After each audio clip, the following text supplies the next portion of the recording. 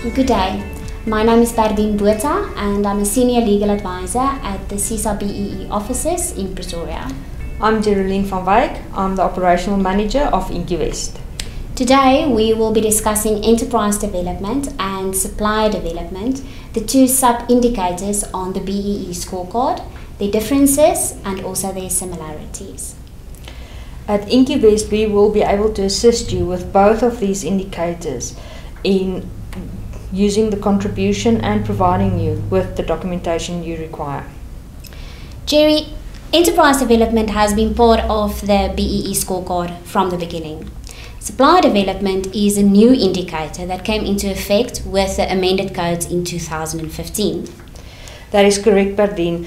A lot of the clients will ask us what is the difference between the two, and they need to make sure that with the supplier development they make a purchase from the supplier development beneficiary. The clients, however, does mistake the purchase as a contribution, and they need to keep in mind that an additional contribution needs to be made to qualify as supplier development.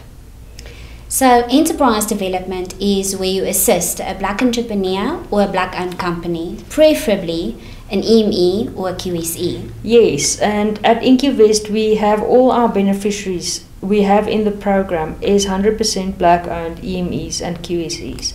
If you think about it, a generic company doesn't really need the assistance to grow their business anymore, seeing as they have grown in such a way that qualifies them as a generic company. So the reason for that also is because there's a lot of restrictions and additional requirements when a client assists a generic beneficiary. That's also correct. The problem that the clients also face is all the administrative documents that needs to be in place for the verification pack that needs to be submitted. And if they choose to assist a generic entity, this will be an extra additional documents that is required to make sure that they obtain the points that they want to. Supplier development is exactly the same as enterprise development, according to me. The only difference is that the beneficiary needs to be one of your suppliers, correct? Yes, and like I said, is you need to procure from the beneficiary in your financial year. With Incubest assistance, we will also arrange that to take the administrative issue away from the client and to make sure that the client procures in time from the beneficiary and that the contribution is then allocated towards that specific beneficiary.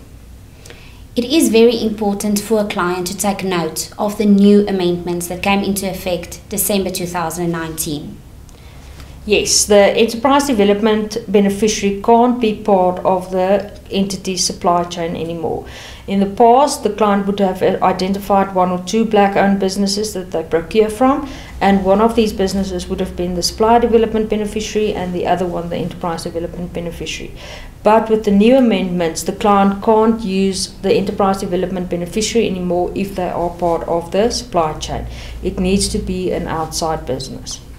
Jerry, from experience in dealing with clients, I know that clients do not have the time or the initiative to implement these or to implement the initiative for enterprise development and supplier development, and that is why SEESA do give the client the option of Incuvest as a solution. Yes, most of the clients doesn't have the time, like you said, to do all the administrative and get the documents and make sure that the beneficiary qualifies as a legit beneficiary.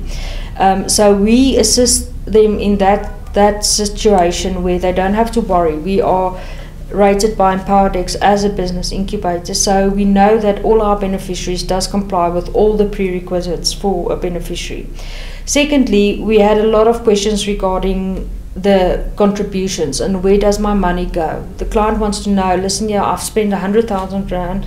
I want to know that that 100,000 is used for the intended purpose of growing the beneficiary's business. This is also where Incuvest comes in, and we truly assist the businesses in making sure that the money that they receive is used for the purpose of growing and becoming self-reliable. We also ask the beneficiaries to look at job creation and focus on job creation, as unemployment is such a big issue in South Africa.